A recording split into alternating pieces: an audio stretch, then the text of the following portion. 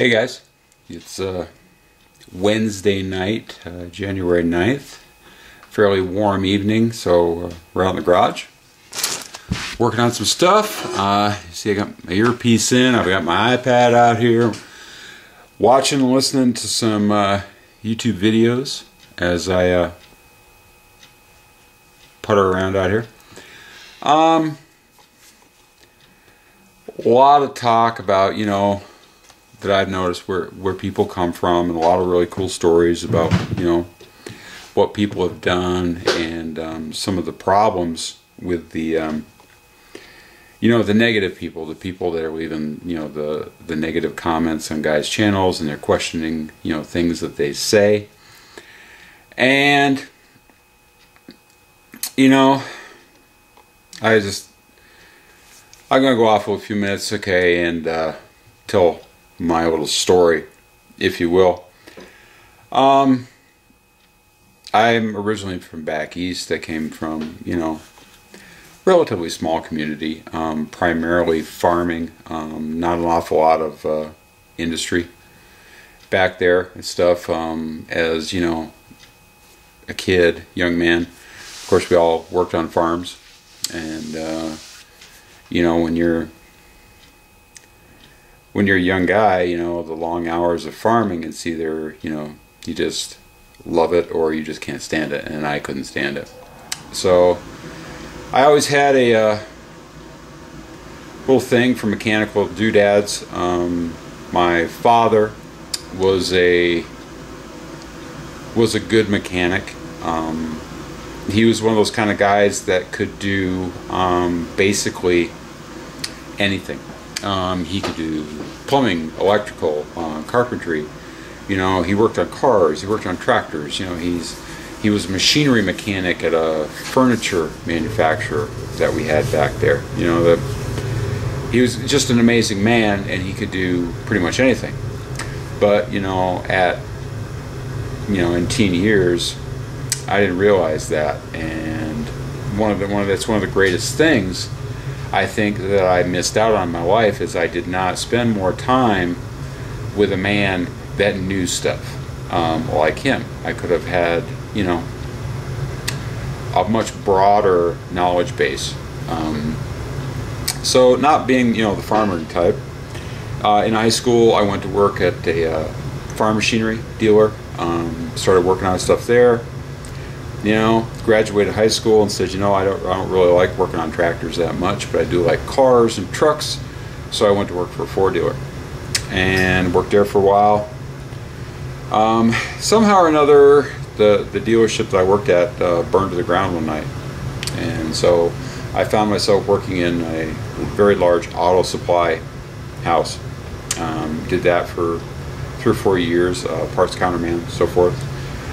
Got back into mechanical stuff, and 1983 I ended up at a Subaru dealership, and I stayed basically at the same dealership until, well, it morphed a little bit and became something else, but essentially worked with the same people and stayed at the same place until 1994. There's some plaques up on the wall here, and one of the ones that I have here, and I'll show you at the end of this. In September of 1994, I achieved the level of Senior Master Technician with Subaru of America. And basically what you had to do at that time was you had full factory accreditation certification, and you also had full ASE certification. Those are the parameters, and that was something I was very proud of at the time. It got me a little bit more money, got me some definite respect in the shop. That it was just a pretty cool deal. And in 1994 is when we relocated out here to the West Coast. And at that time, when we did relocate, I was one of only 7 senior master technicians on this side of the Mississippi River. And it enabled me to walk into shops out here and just boom, I'd instantly get hired. But you know, when I moved out here, I said, you know, I'm gonna try something different. For a while, I spent a couple years working for a machinery manufacturer. You know, we built a packaging and labeling equipment. Traveled around a little bit, service work with them. You know, got to travel, and it was different. It was interesting, but you know, once again, I wasn't making the money that I was making, you know, working flat rate on cars. So moved on and back into the dealerships. There's this dealership here in Reno that I worked at for a while, and I also worked at the Subaru dealership in Carson City. Got away from it for 5 years. I ran my own business, a retail hobby shop. I've had, you know, been avid modeler and into radio controls and stuff for most of my life, and so I ran my own shop for a while, and that was pretty cool. Got out of that, went to work for a restoration shop. And ultimately became the general manager there. Basically ran the shop for, I don't know, 4 or 5 years. And from there, I had a lifelong fascination with law enforcement. And at the age of 48, I was accepted and actually went to the Public Safety Academy for the state of Nevada, the Highway Patrol. It was a 19-week academy. At week 16, I got to the realization, you know, this just isn't for me. It's a very political young man's game, and but at that time I was third in my class academically. It just wasn't for me. So I got out of that and kind of bummed around for a few months, and I ended up going to work for a turbocharger manufacturer, rebuilder, and I'm now shop foreman there, and kind of run the shop, and that's me. And so basically through my life, I've made a lot of money working on cars. Flat rate through the 1980s was very, very good. In addition to, of course, you know, the Subaru product line, I have a lot of factory training in Volkswagen, Mazda, Audi, Chrysler, Plymouth, Dodge, Hyundai is another one, and a little bit of Honda training. And that was all, you know, on the job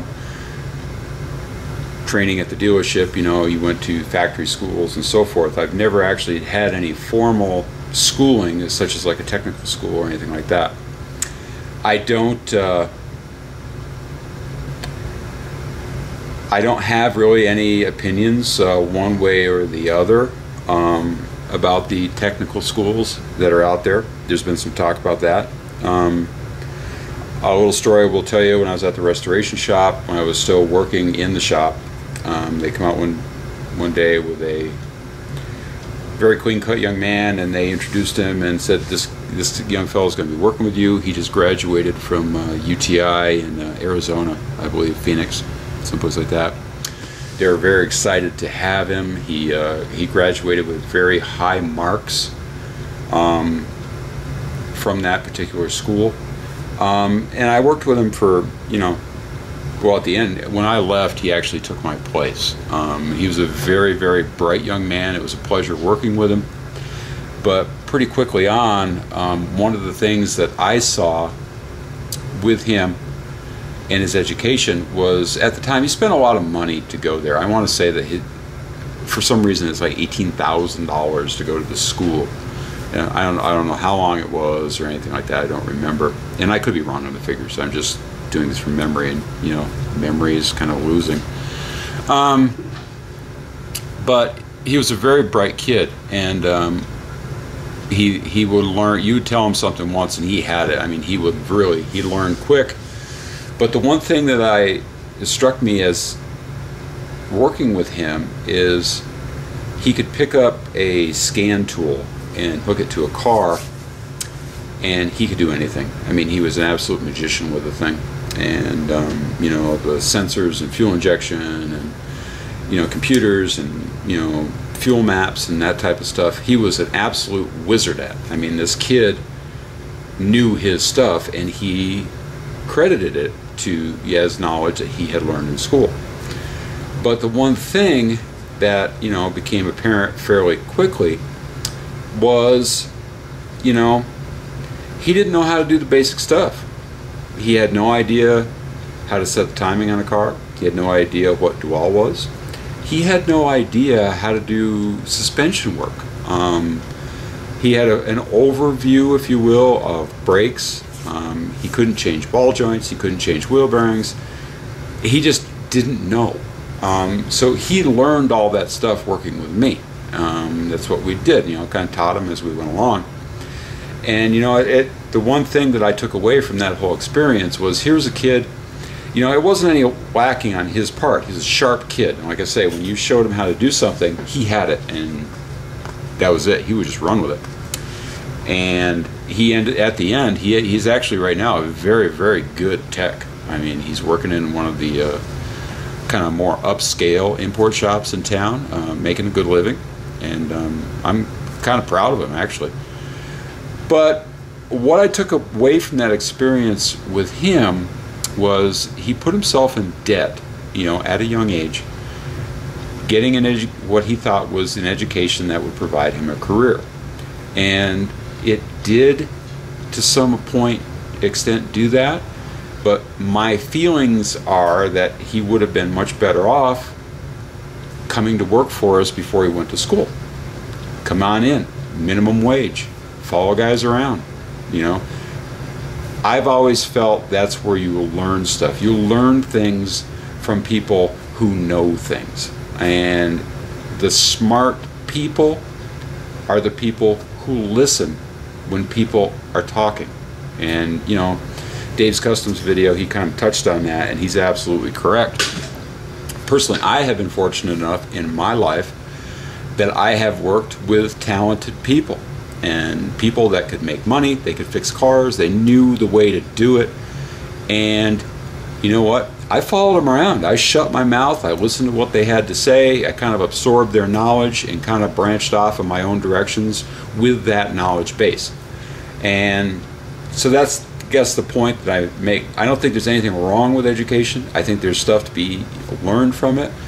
But a lot of times I'm more of a fan of like an apprentice type situation where, you know, young people, if they want to learn something, or anybody, if you want to learn something, you know what? Tag around behind somebody that knows their stuff and you will learn. And that's kind of my thing. And, you know, the people that have been, you know, putting some of the negative comments and questioning guys, you know, like, you know, Jeff, James Freddy's, who is, in my opinion, one of the, if not the best body man on YouTube. He knows his stuff.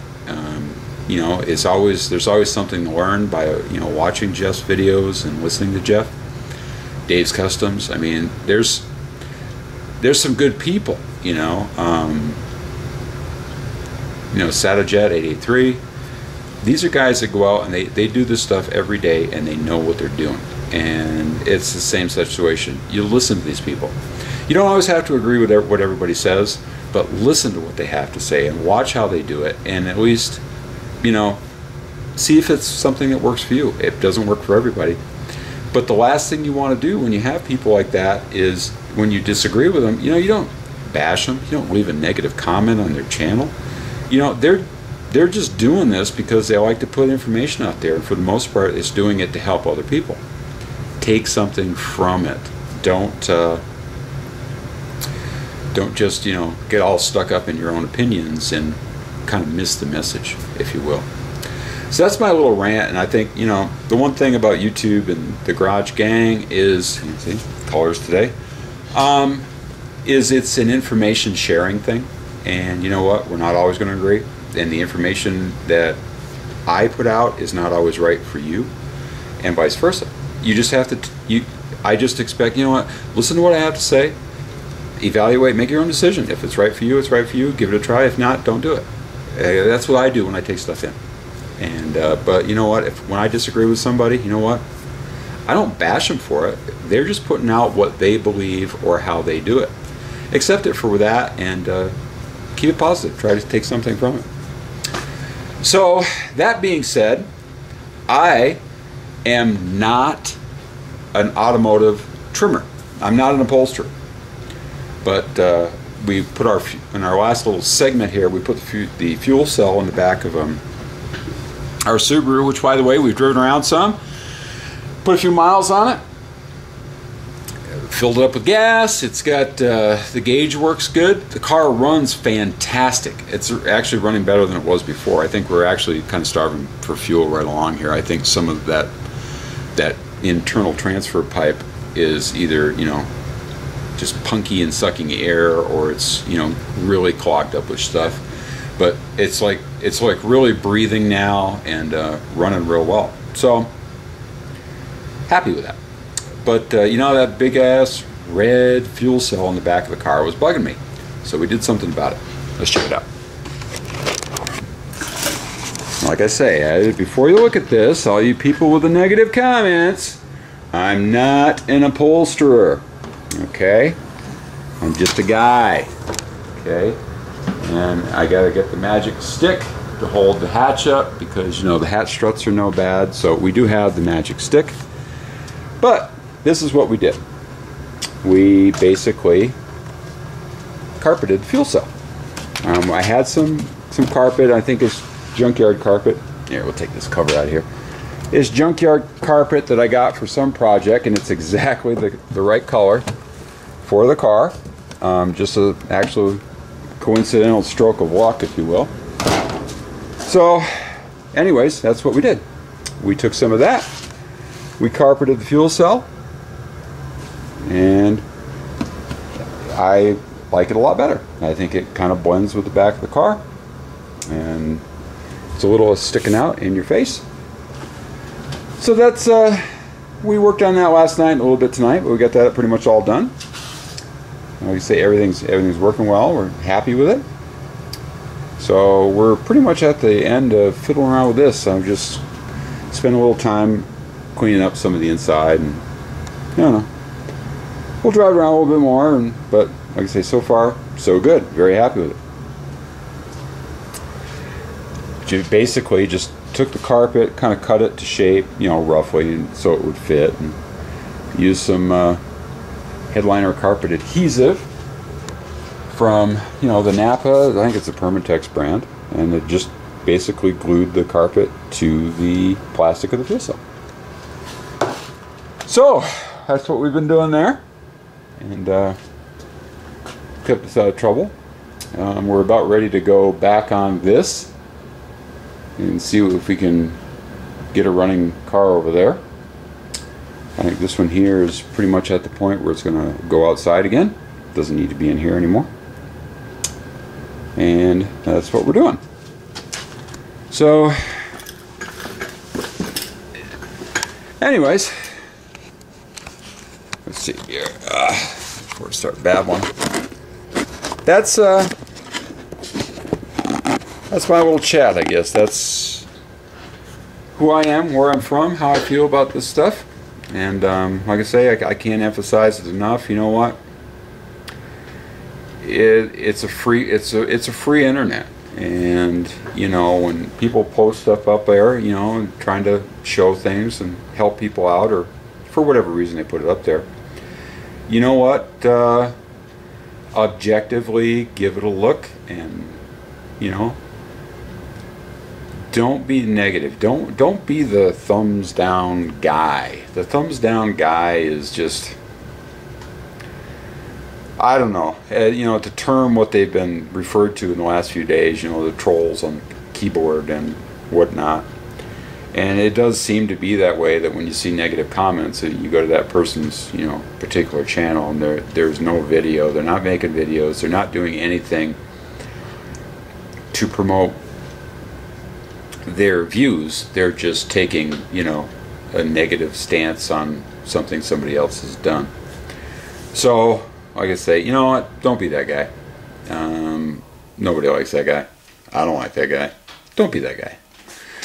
So anyway, to all you who have commented on this little project here, thank you very much. I appreciate the comments and the criticism. it's a two-way street. You know what I mean? If somebody disagrees with you, you got to listen to the disagreement as well as the agreement, and you know, go from there. It's a lot of times it becomes a personal thing, and it's not that. I mean, some of these idiots it is, but for the most part, it's not.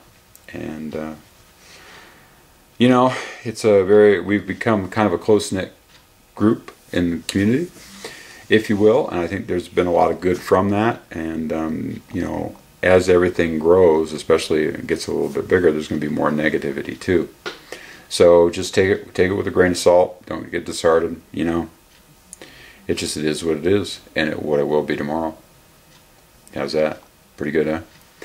All right. So from Balmy, and that's right, Balmy. I think it's about 50 degrees outside right now. It's supposed to rain tonight. Reno, Nevada. We're going to sign off. We'll be back when we do something else. I don't know if it'll be interesting or not. We'll give it a shot. Until then, you guys, you know what? Take it easy. And catch you the next time. Thanks for watching.